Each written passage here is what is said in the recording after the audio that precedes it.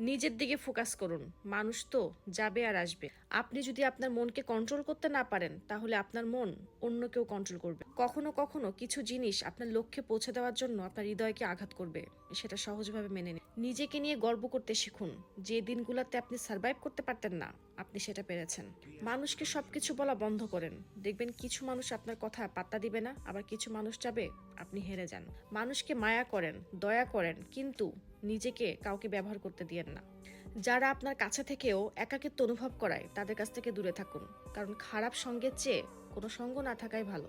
কখনো হতাশ হবেন না, কখনো জিতবেন, কখনো হারবেন। মানুষ কি বলল সেটা কখনোই চিন্তা করবেন না। আপনি তো পিছনে ফিরে আপনার জীবনকে পরিবর্তন করতে পারবেন না, কিন্তু এখন এই মুহূর্তে যেখানে দাঁড়িয়ে আছেন, সেখান থেকে নতুন করে শুরু করে শেষটাকে পরিবর্তন করতে পারবেন। জীবন খুবই ছোট। কাউকে আঘাত করে সময় নষ্ট করার মধ্যে কোনো উপকারিতা নেই। পারলে ভালো কাজে কাউকে সাহায্য করুন।